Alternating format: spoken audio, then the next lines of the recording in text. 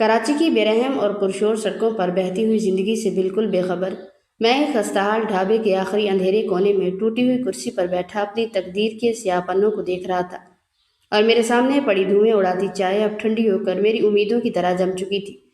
کیونکہ میرے کانپتے ہوئے ہاتھ میں موجود ہسپتال کی وہ پرچی کسی موت کے پروانے سے کم نہ تھی، جس پر صاف لکھا تھا کہ اگر میری ماں کا آپریشن اگلے 48 گھنٹوں میں نہ ہوا تو میں انہیں ہمیشہ کے لیے کھو دوں گا۔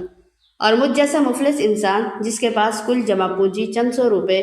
اس کے لیے لاکھوں کا بندوبست کرنا ایک ایسا خواب تھا جسے دیکھنا بھی گناہ لگتا تھا۔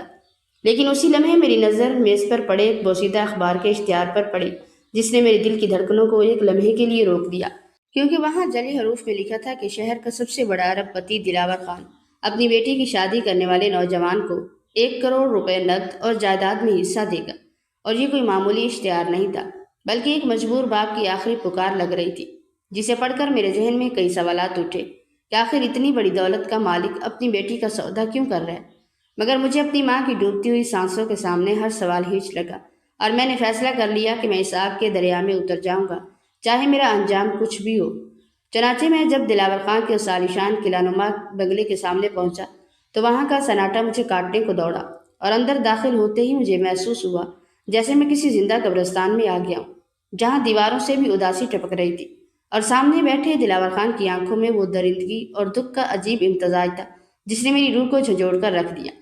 مگر میں نے ہمت جمع کر کے اپنی ماں کی زندگی کی بھیک مانگی تو دلاور خان نے ایک سرد مسکراہٹ کے ساتھ نکاح نامہ میرے سامنے رکھ دیا،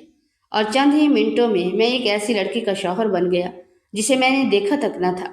اور جیسے ہی نکاح کی رسم مکمل ہوئی، اس نے مجھے 1 کروڑ روپے کا بیگ تھما دیا، جو میرے لیے خوشی سے زیادہ ایک بوجھ بن گیا تھا،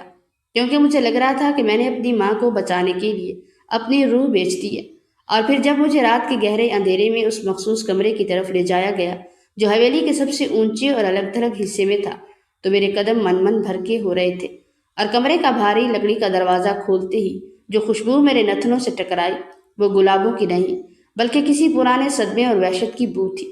جس نے مجھے ہلا کر رکھ دیا۔ اور سامنے بیڈ پر سرخروسی جوڑے میں ملبوس وہ لڑکی بیٹھی تھی، اور جب میں نے کانپتے ہاتھوں سے اس کا گھونگھٹ اٹھایا تو وہ اتنی حسین تھی کہ میں نے اللہ کا شکر ادا کرنے کے لیے سجدے میں گر گیا۔ لیکن جیسے ہی میں نے سجدے سے سر اٹھایا تو میرے ہوش اڑ گئے۔